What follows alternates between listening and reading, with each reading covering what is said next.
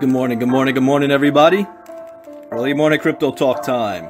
Bitcoin Brandon here. Welcome from Sweden, Oscar. Good morning, Jeremy. Jeremy says, what? No donuts? Let me tell you about that. I had donuts a couple of days ago, so I'm watching my diet a little bit. And it's like 40 degrees outside. So I looked outside, said, nah, it's too cold. I don't want to go out there. Too cold. Donuts can wait. What's going on, Mr. Ross? How you doing, Cindy? Good morning, Diane from Toronto. So no donuts today. It's too cold outside. I know some of you may laugh at me, but I'm from California. Southern California at that. Finland's in the house. Welcome, Nicholas. That's right, Ron. 40 in Cali. No good. Good morning, Jeremiah. We'll be getting started in just a second. Oh, I forgot. I got to move this to the other groups. So give me a second to make that happen. What's happening, Lewis? Good morning, Richard. Raheem. Go ahead and type in the chat box where you're logging in from. We've got people from Europe already here.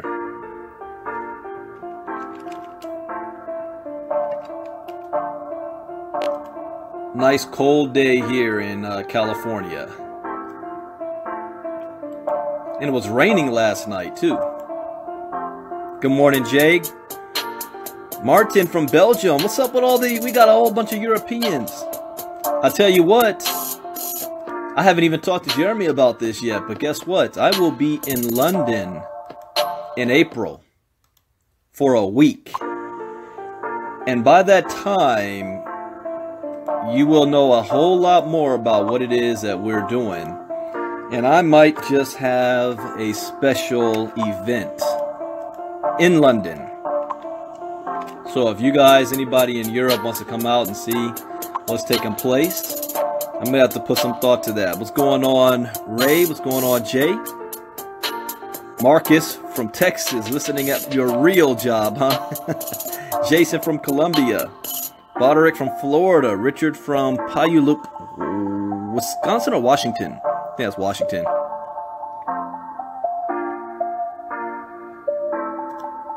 Oh, one more group, and then we're going to get started.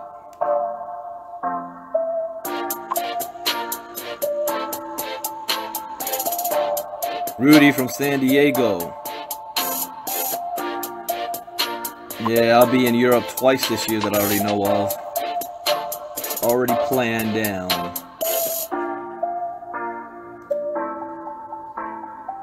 Let's see, our TCA group.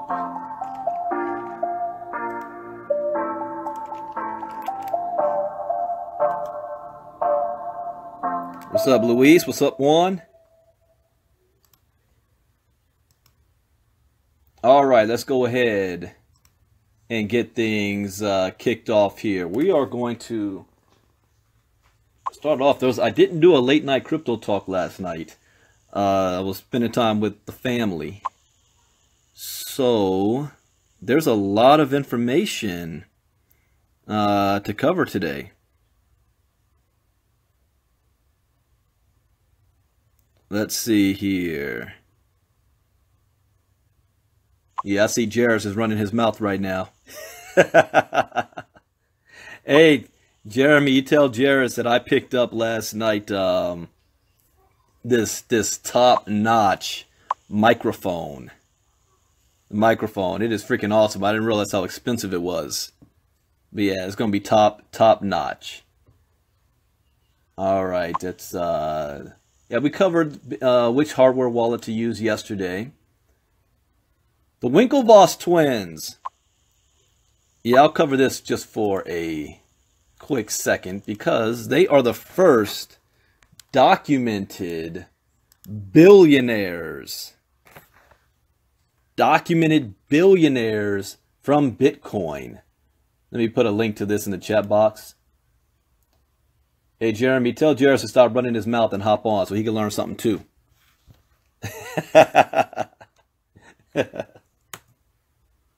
All right, let's see here. The Winklevoss twins are Bitcoin billionaires again. Wait, you might say, what happened? I thought they already were. Well, when you're dealing with the markets, one day you're a billionaire, the next day you're not. It depends on what the market does. It can go up, it can go down, it can go sideways for a long period of time. So, what happened? Well, in 2013, when the price of Bitcoin was just below $120, would you guys love for it to drop to $120 right now? Or would the world blow up if that happened? But it jumps down to $120 and they can shoot right back up. But they put $11 million into it at $120.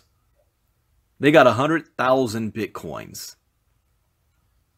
On January 18th, 2018, so 5 years later, as the price of Bitcoin plummeted below the $10,000 mark, which BitFury Vice Chairman George Kidvadze described as a psychological threshold, the net worth of the Winklevoss twins declined by $443 million. So you guys, I mean, I said this yesterday.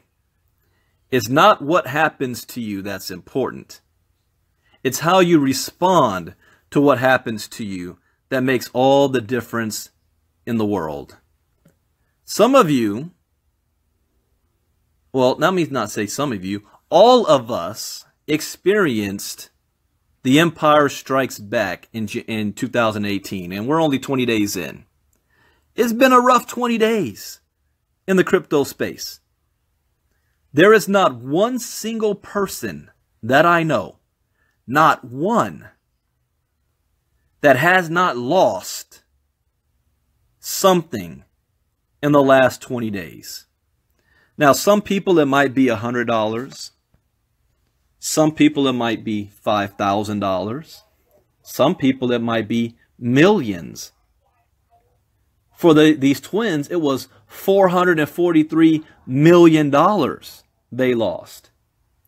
Now, one of the things I also find interesting is that the people who have lost the most always seem to be the ones who complain the least. The people who have lost the least always seem to be the ones who complain the most. Now, that's all relevant, because to me, $100 may not be nothing. It might be pocket change. But for somebody else, $100, I mean, that's the difference between do we eat this week or not. So don't get me wrong. I understand. The value is different for different people. The risk being taken. I mean, it's like the story in the Bible about the woman who was tithing in church. That they laughed at her for only giving 2 pennies, but that's all she had. But in the crypto space, you should not be putting all you have in the crypto space. Follow my rules, and I'm going to be writing a book on this. Rule number 1, never invest with money you cannot afford. Rule number 2, always get your ROI back as fast as possible. Rule number 3, diversify. You know, rule number 3 is going to be a rolling, because every time I say this, I give different parts of rule number 3. From having a game plan, which is part of the diversification process of it. So I'll stick with have a game plan. Have a game plan and stick to it, but be willing to be maneuverable if you need to be. Because if something doesn't work out, you're able to maneuver to something else. It's simple. If you stuck to that plan, Bloody January wouldn't affect you. Yeah, it hurts. Yeah, it sucks, but you move on. All right, so what about the Winklevoss twins? So they lost $443 million for 48 hours. Now, this is also, do not react based on emotions immediately. You know that old saying when you're in a relationship, you know, don't say something out of anger. Give yourself a timeout because you might say something you can't pull back later that you might regret. I almost did that. Where's my wife? Oh, she's still asleep. I almost did that with my wife once. I was so mad. I almost said something that I know had I said, I would regret it for the rest of my life. So I kept my mouth shut, and I keep it shut till this day. There are some things that need to be left unsaid. All right? Well, same with reaction. If you react immediately, like what if the Winklevoss twins did this? Oh my gosh, we lost $443 million. We got to sell right now so that we can keep our other $500 million. And they sell immediately because they lost. But it only lasted for 48 hours. It said for 48 hours, the Winklevoss twins went from Bitcoin billionaires to millionaires. Merely one day after the report of Bloomberg was released, the Winklevoss twins have become billionaires once again. Oh, wow. You know, Jeremy shot a video over to me this morning. I might post it on my Facebook page. It's funny as hell. It's about how to get a girlfriend. And I think, I talked to you guys about this, about having conversations at the bar. You want to pick up a girl at the bar? Talk about Bitcoin. Watch her eyes light up.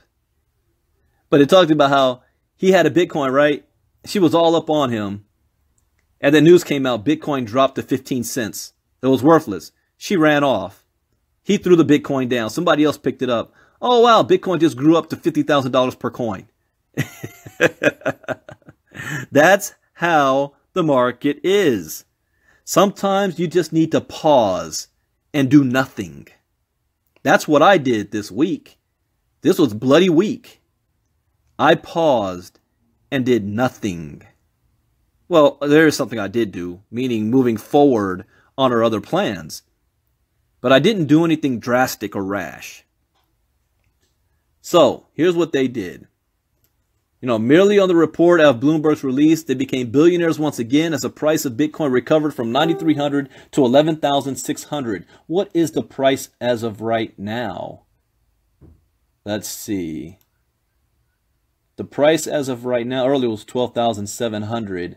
Oh, it's $12,900. I made, wait, let me look. On one of my accounts, I made $1,100. Isn't that cool? You wake up in the morning, you made $1,100 while you were sleeping. Good deal. So the price seems to be, it's up 10%, Bitcoin. Ethereum is up 9.5%. Ripple, Bitcoin Cash. The top 10 are all up. Well, EOS is 32%. Let me keep going down. The top 26 coins are all green.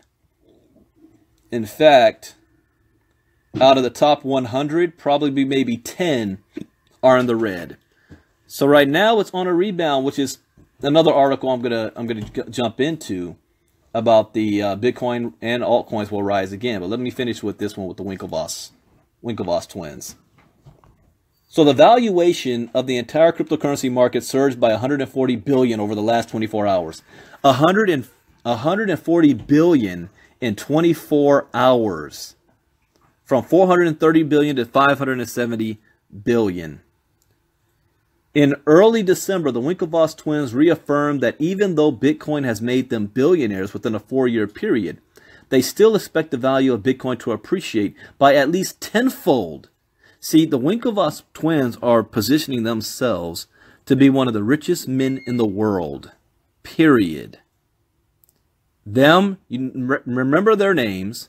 Remember Michael Novogratz. Remember that name because he is starting a crypto bank. A bank that's going to be friendly to the crypto space. The first one. Multi-billionaire status he's going to be on. So a couple of names you want to remember. You may not know them today. Another one that's going to stay up at top is Jeff Bezos. Mark Zuckerberg is now getting in on the Bitcoin craze. With his network of, 1 billion Facebook users. He's going to figure out a way how to monetize it. So let's continue here.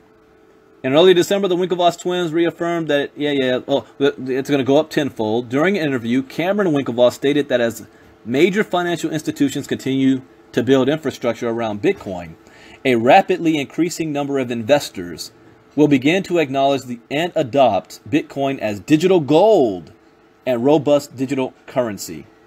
He says that we think that Bitcoin is a gold disruptor. We think it's just the beginning. Remember, we are still in the early stages. We're in the early stages of this. They say we are definitely holders, adding that the value of Bitcoin could increase by 10 to 20 times within the next 12 months. All right, I was done with that. I mean, you guys get the point on that article. Let's see what's some other good news before I get into the main one that I can pull up. Oh, this is a good one.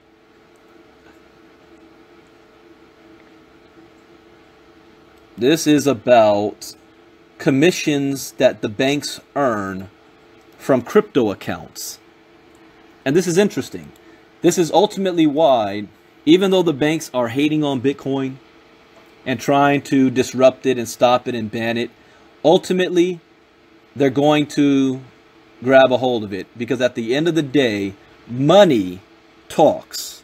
BS walks. It's all about the money. And in this article, it says commission income from crypto accounts jumped 36 times for South Korean banks. Now, all that news that's coming out of South Korea, they're not going to ban it. It's in their best interest to keep it going. So South Korean banks have been providing virtual account services to cryptocurrency exchanges and earning commissions from them. According to data obtained by the country's financial supervisory service, banks made 36 times more in commission income from crypto exchanges last year than the previous year. 36 times. The Korean Financial Supervisory Service, FSS, has obtained data from banks relating to their virtual current account services to crypto exchanges. It includes data from the 6 banks inspected by the regulators last week: Woori Bank, KB Kookmin Bank, Shinhan Bank, Nongyup Bank, Korea Development Bank, and Industrial Bank of Korea. The agency revealed on Thursday that the total commission income banks earned from these services last year was 2.2, well, in American dollars, 2.1 million in commissions. See, banks always getting paid, which is 36 times more than it earned the previous year. So yeah, follow the money. They're going to be friendly to this. Now, currently, the South Korean government has mandated banks to stop issuing new virtual accounts until they have installed a real name identification system. It's basically KYC, know your customer. Banks will also be required to check the purpose of trading and the source of funds for each crypto account holder. Interesting. Let's see what other good news I can touch on real quick. The SEC. I'm not going to read this whole article, but I will share it. We got to pay attention to what the SEC is doing in the United States. Anytime they mention anything with Bitcoin and crypto.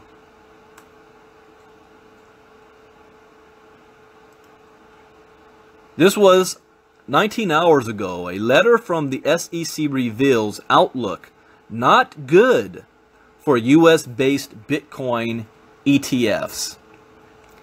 The U.S. Securities and Exchange Commission, the SEC, has issued a letter to 2 Washington, D.C. firms seeking guidance on Bitcoin exchange-traded funds and their applications, of which a dozen are pending. In it, the regulator openly worries about cryptocurrency volatility and whether future potential listings have done enough to protect investors. The letter is widely believed to be a major blow in the quest for Wall Street's mainstream of Bitcoin. And I said this the other day. When the government tries to step in on something, they always do so with, I don't know if it's their intent, but they use language of, we want to protect investors. But in the process of them attempting to protect us, they're actually getting in the way and hurting us. It's like that old statement, if you're a scientist and you're observing something in the wild, just the mere fact of you observing it is going to impact what you're studying.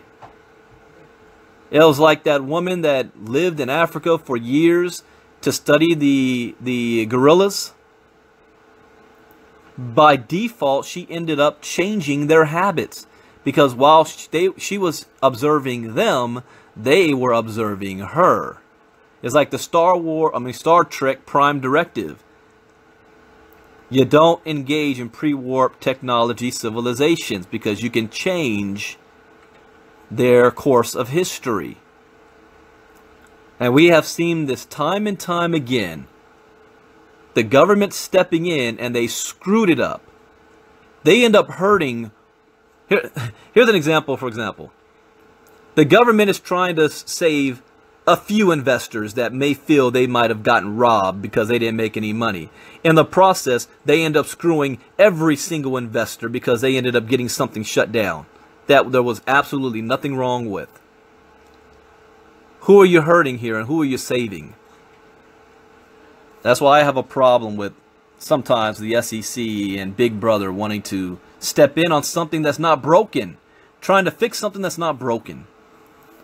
So, just briefly, in a staff letter, engaging on fund innovation and cryptocurrency-related holdings of January 18th, signed by newly appointed Director Dahlia Blass from the Division of Investment Management, the SEC wrote to the Investment Company Institute and Asset Management Group Securities, blah, blah, blah, says the outlook is not good, especially if the letter's import carries weight within the agency.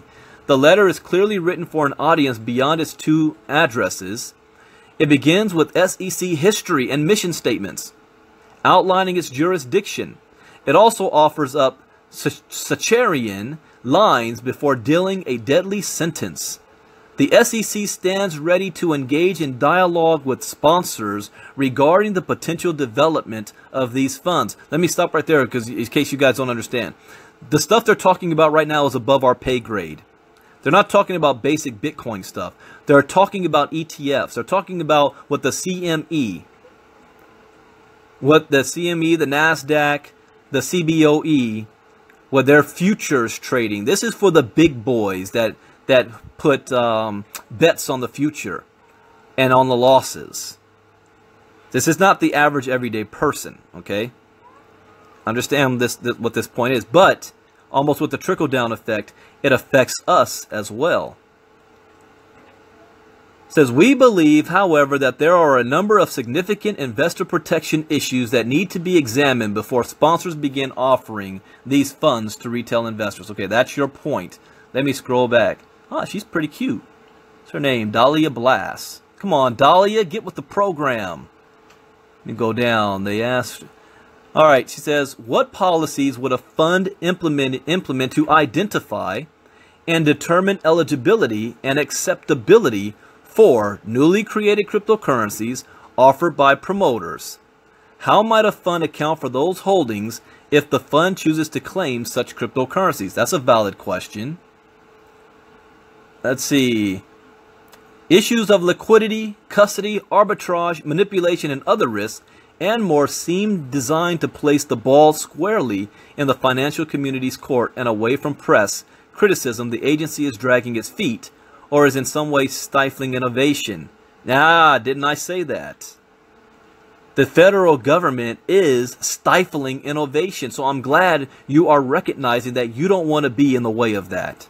You don't want to be in the way of stifling innovation, but you are.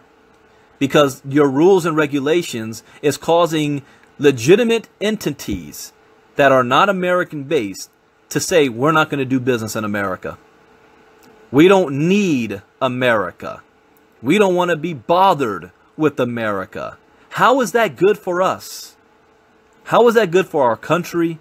How is it good for our citizens who are trying to be innovators and entrepreneurs if your rules and regulations is stopping business from being done here and giving the advantage to our enemies, I mean competitors' countries and their citizens. This is the greatest economic transfer of wealth in the history of mankind, and our government is putting a bunch of roadblocks in the way from its own citizens to participate. How is that good for us long term? So her conclusion: until the questions identified above can be addressed satisfactorily, we do not believe that it is appropriate for fund sponsors to initiate registration of funds that intend to invest substantially in cryptocurrency and related products. And we have asked sponsors that have registration statements filed for such products to withdraw them. The letter concludes, suggesting contact persons for future reference. So, Dahlia, I mean, yeah, you're cute and all, but you're kind of in the way here. You're wrong here. Well, you know what? I can't say that you're wrong.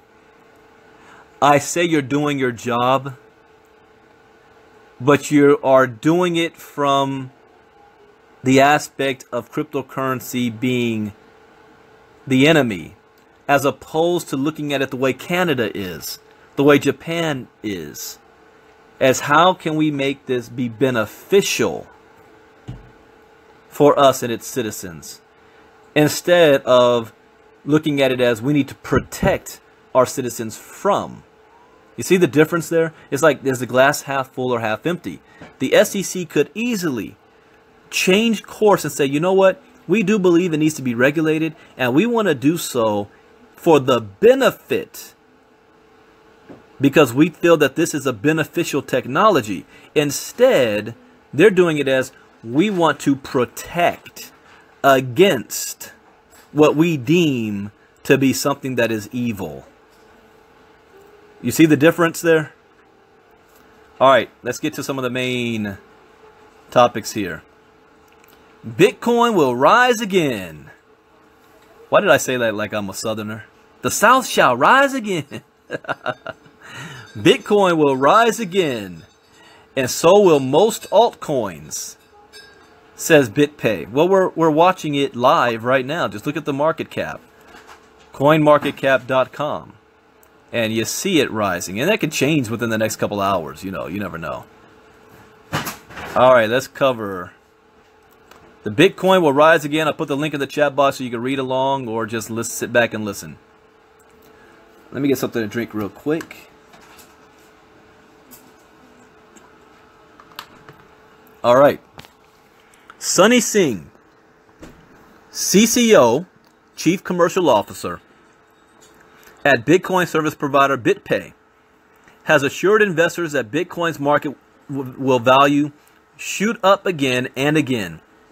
Singh's comment came at a time when many investors were disheartened by a consistently plummeting Bitcoin value since the dawn of the new year.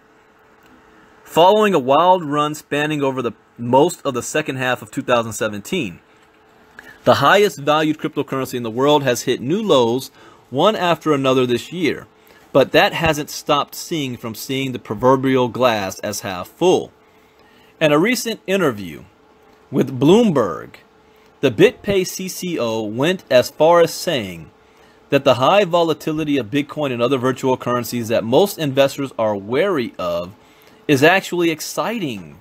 Oh, okay, you got my attention here. He also said that the majority of crypto investors overreact to any new information that paints the crypto market in a poor light. I agree with that. And these are people, and I did a video when I first came into the crypto space, before I began to invest. I made a video and I titled it, The Problem I Have with Bitcoin. The problem I have. One of those that I said at that time was MLM companies coming into the space trying to exploit it. And they had no intent of actually being legitimate. The other problem I had is that because Bitcoin is easy to get into, there are people involved that have no business being in this space. You know why the stock market is a secure club? Because you need to have $250,000 to $1 million to even play seriously in the stock market. 99% of people that are working a 9-to-5 job Their investment in the stock market comes in the forms of their 401k. You know, back in the 90s when they eliminated everybody's pension and said we're going to move to 401k type, well, we'll take your money and invest it in the stock market. So when you retire, you're going to have some good money. It sounded good on paper till 2008 happened. But that's the extent of people's involvement in the stock market. So it leaves out what they would call the riffraff. People who have no business being in the stock market can't even afford to be in it. But the crypto space, anybody with $10 can get into the crypto space. And that is a recipe for disaster. Because you will have people who start looking at it like it's the lottery, who start looking at it like it's Las Vegas, who think that they're going to strike it rich. You know, people who win the lottery, 70% of them go broke within 10 years. You want to know why? They never learned the skill set to amass that amount of money in the first place, and they definitely didn't have the skill set in order to keep it. I got to tell you, when you make a lot of money, you have to be a good custodian of your money. You have to know what to do with it, how to make it work for you. You just can't be, I'm going to spend it and live the good life. More responsibility comes with the holder of money. And most people aren't ready for that. So they gamble. And you got people putting their mortgage and their life savings into something, and when they lose it, they're ready to commit suicide. That's my biggest problem with Bitcoin. Not that I'm calling everybody riffraff, but it's the main reason why 2018 we're focusing on education. You want to be a doctor, right? Even if you graduate from your 4-year university, they don't put a scalpel in your hand and send you into the emergency room. You got to go through another 8 years of med school, constant education and training before you're given the scalpel. Unfortunately, that's not forced in the crypto space. I tell everybody, one thing I do advise, before you invest anything, you got to be educated. You can't say, I got $20,000 I want to put down, and then the next thing you say is, what is a Bitcoin wallet? Keep your money. You don't know what a blockchain is. You don't know what hash rate is. You don't know what confirmation means. You don't know any of this stuff. Don't invest. But we are going to solve or provide a solution for the demand. 0.5% of United States citizens are aware of cryptocurrency. We're early bird adopters. Everybody needs to be educated on this space. We're going to provide a platform for that. Now, let me get back on track here. Sailing to, let's see, where do I leave off here? Klein Singh is also pointing out, okay. Because he said it was exciting. He also said that the majority of crypto investors overreact to any new information that paints the crypto market in a poor light. More so now than ever, considering that the market value of many top cryptocurrencies has seen a sharp decline recently. Singh also pointed out that these extreme reactions are not just confined to periods provided by drops and falls. There was no dearth of extreme reactions. For instance, when the market value of Bitcoin was hitting new highs almost every day in 2017 in December. Speaking of the alleged plans of the Chinese and South Korean governments to enforce stringent regulations on digital currencies, the BitPay CCO said that it could potentially be a positive development for the crypto market. I can see that as well, long term. There's talks about Asian regulators trying to manage and maybe ban some crypto exchanges in Korea. China's already been stopped from Bitcoin trading for a while, and now Korea's in focus. But again, I think regulators don't want to ban it. They just want to regulate it more and make sure it's all being done in a legal way, which is actually good for the industry. I agree with that as well. The other thing is they want tax money. They want their money. Singh also stated that there is no imminent danger in sight that crypto investors should be wary of, adding that based on past records, it is natural for Bitcoin prices to fluctuate between highs and lows. He reminded the investor community that it was only last month when most major cryptocurrencies, including Bitcoin, had hit all-time highs regarding their market value. The BitPay boss stretched that his business was currently all smooth sailing without any sign of a decrease in volume. On a related note, the crypto market has improved marginally over the past 24 hours, with the majority of the top coins showing signs of growth. Not just the majority, I mean the top 100. Let me hit refresh again because, I mean, things happen fast in this world. Whoa, look at that. Bitcoin is now over $13,000. Let me look at my account real quick. One of my accounts. How much did I make in the last 24 hours here? Wow. I made it $1,200 in this one account last 24 hours. Keep on going up. You know, nothing ever goes up permanently.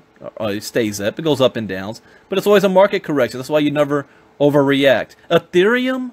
Oh, I'm looking at their volume from the last 24 hours. 4 billion. Bitcoin 11.7 billion. Which one is running wildly right now? You got Icon is 26%, EOS is up 33%. VeChain 35%. Let's see what else is really Loop Ring 35%. Monocoin 38.7%. How is all this, and Smart Cash is now negative 29%? What happened? You know, well, I think I know what's happening. People are selling their Smart Cash and putting it to the other altcoins. Nebulous 35%. Chainlink 30%. So there's a couple of them that are just running wildly right now. It's a good thing. All right, the last article is, where is it? Ethereum. And this is important. There's more other important coins out there than just Bitcoin. Ethereum, and I forgot to say this at the beginning. I am not a licensed financial advisor to be giving any financial advice. You got to make a mental note to say this at the beginning and the end, in the middle and at the end, because people come in at different times. So I am not a licensed expert to be giving financial advice. I only share my opinion. I read the news and give my own suggestions about what I can do. You take the information you hear and you do your own research and decide what you want to do. But I suggest that you do in your portfolio be heavily invested in Ethereum. I personally believe long term it will either be Ethereum or Bitcoin Cash that might overtake Bitcoin itself if Bitcoin doesn't make certain changes. And the top two changes is it's got to be able to increase and speed up processing of confirmations, number one. And number two, it's got to bring down the fees. If it is able to do those two things, Bitcoin will remain king. If not, the other coins will eventually take it over. So, did I put this link in the chat box? I don't know if I did, so I'll do it again. Sometimes I have fish brain for memory. Alright, so let's read this article here. Ethereum's blockchain holds as much USD value as all other blockchains. What does that mean? Again, that's when people say, what's the blockchain? Well, guess what? You're going to learn all of that on our education platform. What's the blockchain? I'm not going to go into that right now. With how finicky Bitcoin has been lately as far as transaction confirmations and the tremendous volatility going on, there are quite a few folks who are interested in cryptocurrency, but quite wary of Satoshi's creation, for good reasons as well. So here, you guys are you're getting an alternative here. So listen closely. The BTC blockchain was notoriously stubborn in making any concessions to improve its efficiency this year. Due to this, many are now seeing cryptocurrency as nothing more than a commodity that will boom and bust. And that's how people are viewing Bitcoin. Bitcoin, you know, is not being looked at right now as We want to exchange currency and buy stuff with it. It's more being looked at as property, as real estate, that you buy and hold and wait for the value to go up. And then once the value goes up high enough, if you choose to, you go ahead and sell it and get some profit off of it. It's a store of value, like gold. If they don't make any change, that's what it's only going to be. Back in 2013, Vitalik Buterin, co-founder of Ethereum and a crypto researcher, saw some of these issues coming and proposed an alternative. By July 30th, 2015, the crypto was live. Through some severe rough patches, including a split of the original blockchains, Ethereum now sits as the biggest potential contender for the future of cryptos, transferring as much USD across its blockchains as all other cryptocurrencies combined, including Bitcoin. There are a few factors at work here. First off, the transaction size of Ethereum is variable, and the occurrence of mineable blocks on the chain happens at a much more frequent rate than that of BTC. The system it uses to allocate resources for miners is known as gas. Miners decide how much they need for a block to be worth it to them, meaning either high volume or high value fees work, while Bitcoin blocks stay the same size and miners only focus on high value transactions. The speed at which a large volume of transactions occurs in this network is thus much higher. Furthermore, Ethereum simply processes more blocks than BTC. ETH creates a new block every 15 seconds, while BTC every 10 minutes. You see the difference there? These are much smaller blocks, but most transactions on a given blockchain need to be super high value. Beyond this, Ethereum set up a system of smart contracts. Smart contracts are algorithms written in code that allow developers to set up their functionalities for their businesses on the blockchain. These developers use their own crypto tokens on the chain that function based on these contracts. This shift has allowed businesses to thrive internationally after using their blockchain system. The gist of why Ethereum is pulling ahead is it's merely offering more than Bitcoin at a higher speed. Due to this, Ethereum jumped massively during the volatile year of 2017 in the crypto markets. Ethereum offers its users a huge swath of different applications, including entertainment ones, which operate on its blockchain. While nascent, it still provides greater efficiency in transferring valuable sums of currency or information. Expect even bigger things of Ethereum in the future, and if Bitcoin can't keep up, you may be in a rude awakening shortly if you're a staunch holder of the original cryptocurrency. So again, I would state now is the time to load up on Ethereum, because its value is going to go the same way of Bitcoin very soon, when the big boys, once they see, right now all they know about is Bitcoin. Bitcoin is their foot in the door, and when they get a little frustrated with it and they're gonna look for an alternative, they're gonna be like, whoa, look at all these other coins out there. Which one is going to be able to do more efficiently what I want it to do that Bitcoin can't do? And then all their money's going to be dumped over there. I hope you guys are learning some valuable information here, because soon, you know, this is the type of ongoing learning training that we are going to be providing. Only our time is valuable. In other words, you're going to have to pay for it. Not a whole lot, but you're going to have to pay for it. We're going to have a special community. You know, we're going to, not everybody is worthy of getting this information, of getting this learning. So that's coming soon. So with that, that's it. I've got a very busy day today. Those of you, I know I've got people keep asking, you know, what are you talking about? What is this education thing you're talking about? You know, more information will come in a couple of weeks. However, I am creating a list. I am creating a list because this will be the biggest launch of my career. And if you've been following me in the past, you know what we've done in the past. But this is going to be the biggest. And if you want to be a part of that at the beginning, it's kind of like first come, first serve. So you want to shoot me a message, say that you want to be on the list. However, if you are a part of the crypto community or the MLM space, and you are coming from, you already got a team and an organization, you've got an upline. See, I'm a veteran.